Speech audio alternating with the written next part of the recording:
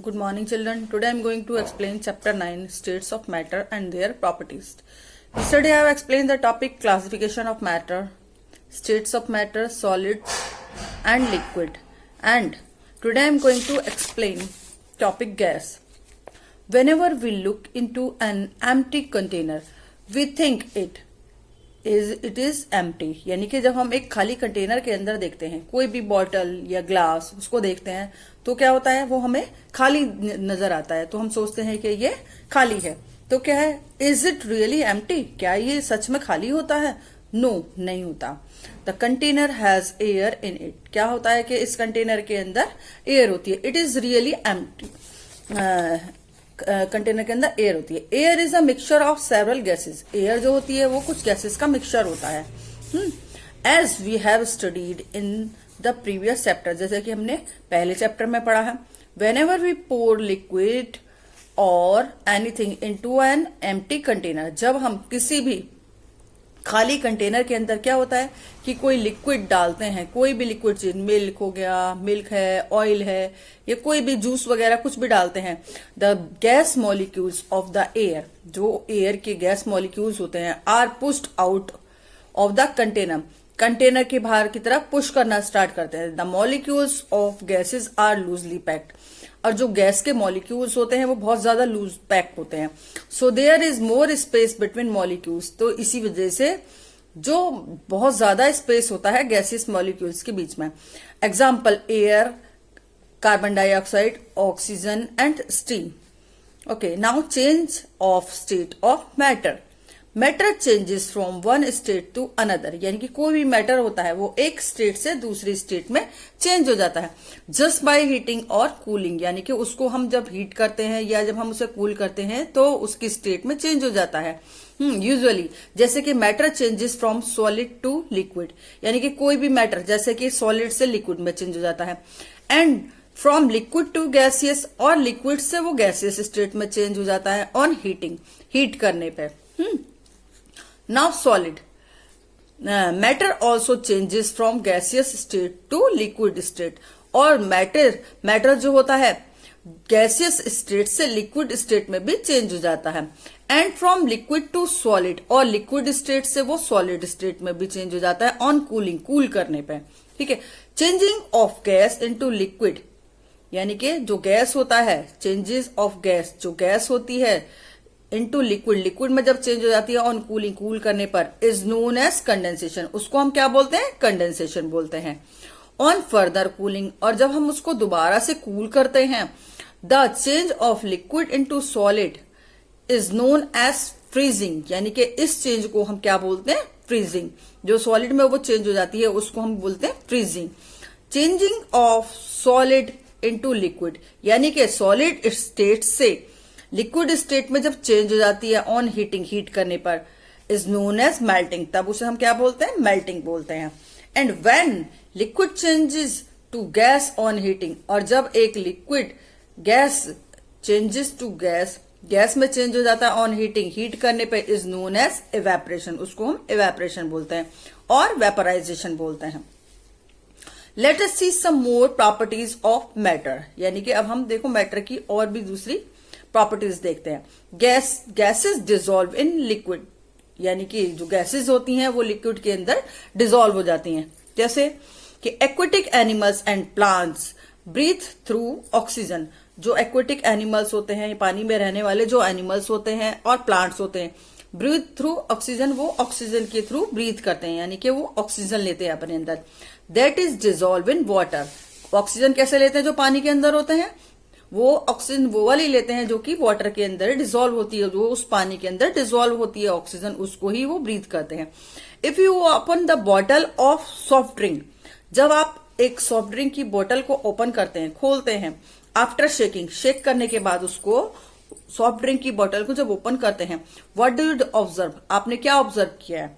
तब आप क्या देखते हैं? You will see bubbles coming out of the liquid. तब आप देखते हैं ना, जो कोल्ड ड्रिंक होती है उसको जब हम शेक कर देते हैं, उसके बाद क्या होता है? उसके बाद जब उसको ओपन करते हैं तो उसमें से एकदम से बहुत सारे बबल्स बाहर आते हैं. You will see bubbles coming out of the liquid, यानी कि उस लिक्विड के अंदर से बबल्स बाहर आ रहे होते हैं.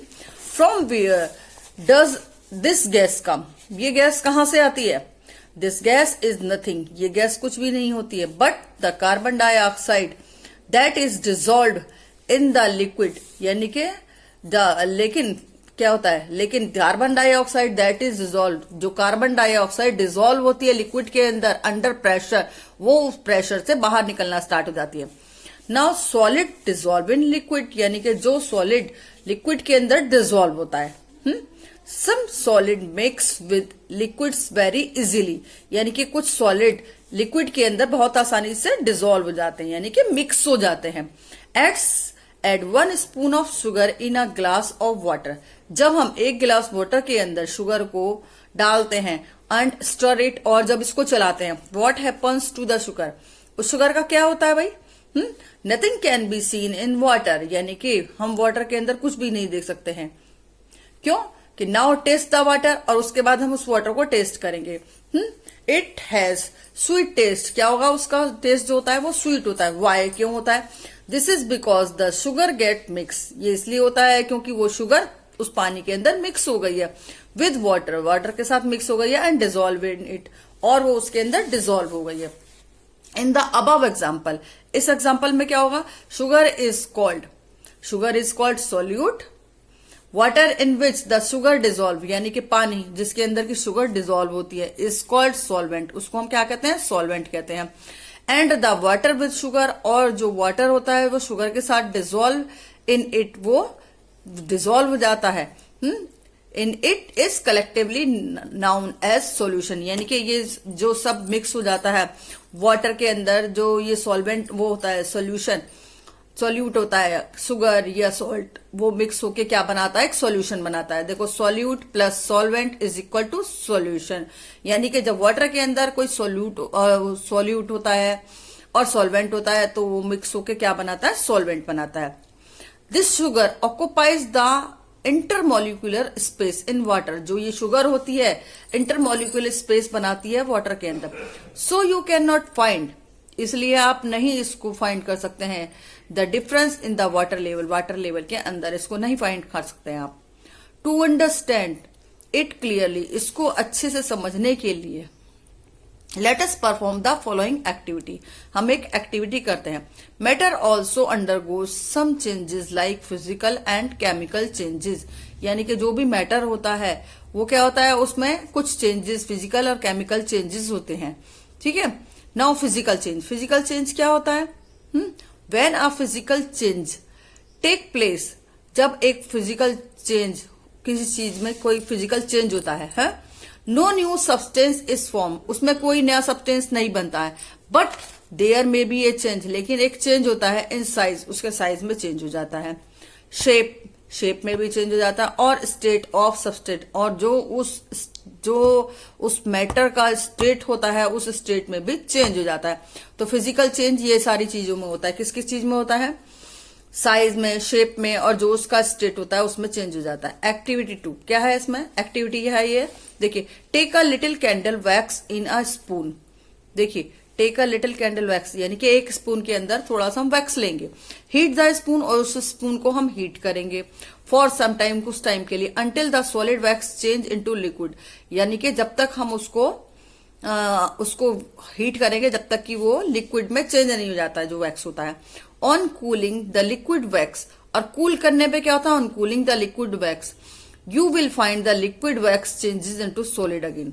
क्या होता है? कूल करने पे क्या होता है? फिर से आप देखेंगे कि वो जो वैक्स होता है फिर से दोबारा सॉलिड फॉर्म में चेंज हो गया। This is an example of physical change.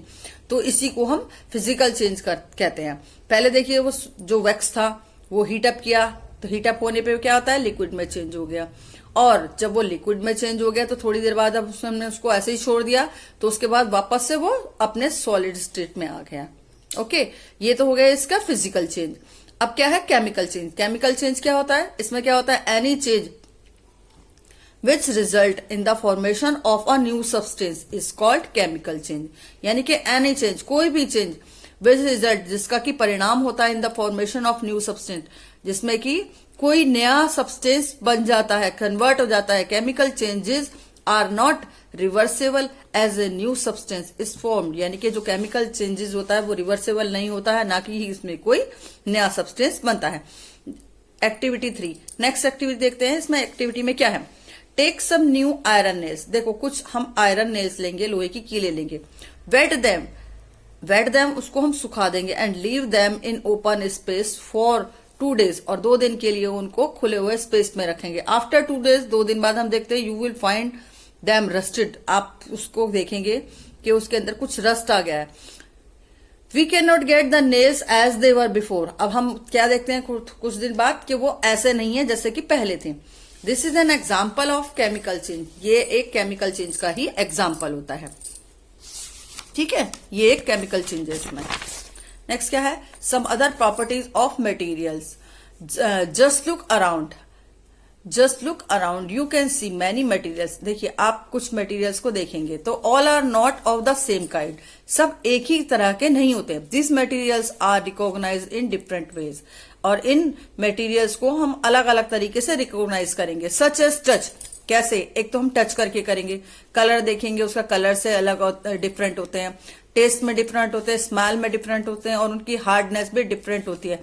The qualities that help you to identify a particular material are called properties of that material, यानी कि द क्वालिटीज, जो क्वालिटीज होती हैं, हेल्प यू, आपको help करेंगी आइडेंटिफाई करने में, कि उस मटेरियल को आइडेंटिफाई करने में आपको हेल्प करेंगी बाय टच। कैसे, सबसे पहले टच करके।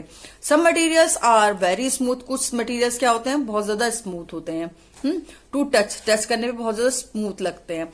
एंड सम आर रफ, और कुछ क्या होता है, रफ होते हैं, जब हम उनको टच करते हैं तो वो रफ लगते हैं।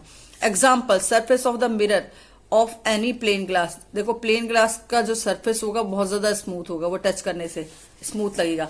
फील द कोल, हम उसके बाद उसको क्या करेंगे, कोल को टच करके देखेंगे, and see it is rough to touch, अब उसको देखेंगे टच करके कि ये रफ है, उससे पता चलता है। बाय हार्डनेस एंड सॉफ्टनेस, अब उसके बाद क्या होता है, हम हार्डनेस और सॉफ्टनेस से देखेंगे। Press and feel some articles shown in the figure. देखो हार्डनेस और सॉफ्टनेस के अकॉर्डिंग यहाँ पिक्चर्स हैं पेज नंबर 74 पे, इन सबको हम हार्डनेस और सॉफ्टनेस के अकॉर्डिंग टच कर करके देखेंगे, उससे हमें पता चलेगा कि कौन सी चीज कितनी हार्ड है या कितनी सॉफ्ट है।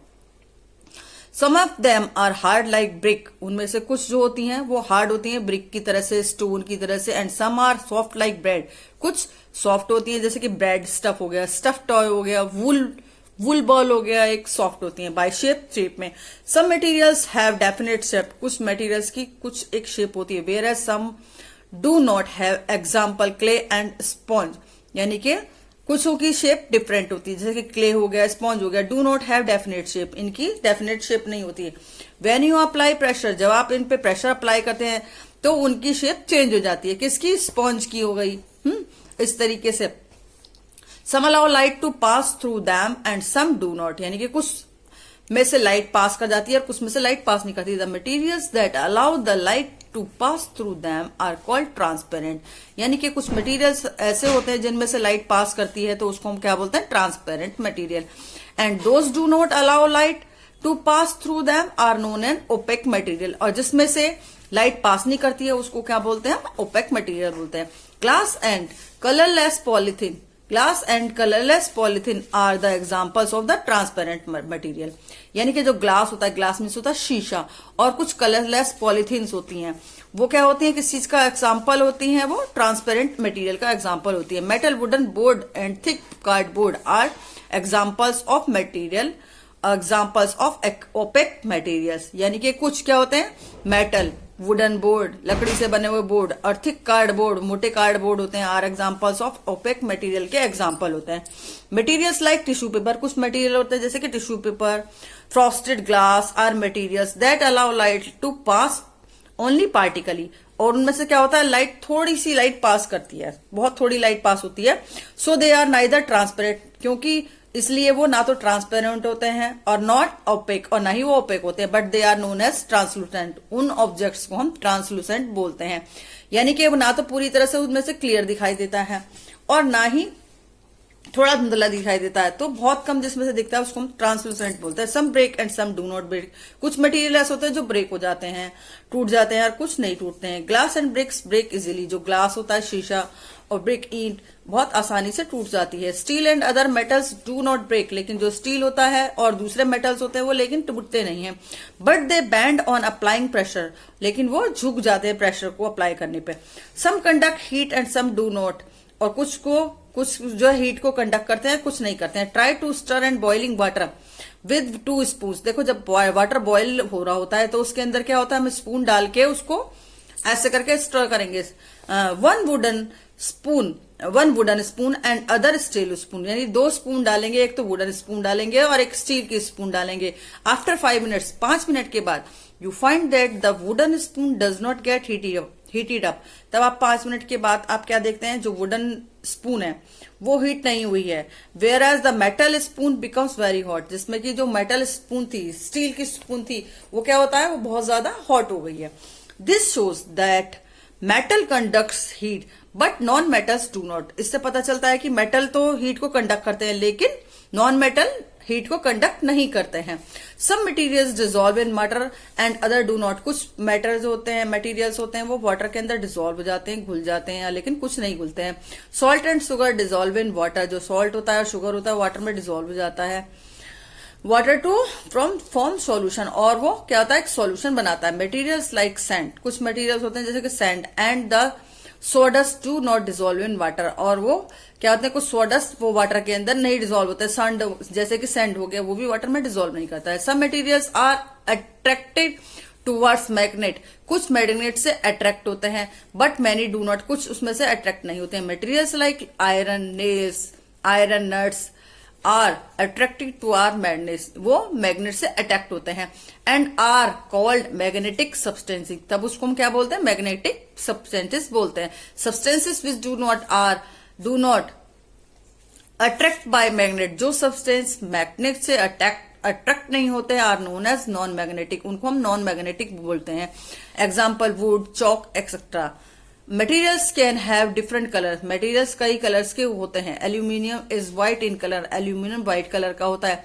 Copper is reddish brown, copper reddish brown colour होता है। Gold is yellow and coal is black in colour, यानी कि गोल्ड येलो कलर का होता है, कोल ब्लैक कलर का होता है। Different food materials have different taste and different smell, यानी कि जो खाने की चीजें होती हैं, फूड मटेरियल होते हैं, सबका अलग अलग टेस्ट होता है, अलग अलग स्मेल होती है। Sugar is sweet, sugar sweet होती है, लेकिन नीम इज बिटर, और नीम बिटर होता है। The smell of rose flower is different, और जो रोज फ्लावर होता है उसकी स्मेल डिफरेंट होती है from the smell of jasmine flower, और जास्मिन फ्लावर की स्मेल से रोज फ्लावर की स्मेल डिफरेंट होती है। Yes students, you see these so many materials. Okay, now this chapter is complete. Thanks, have a nice day. Good day beta.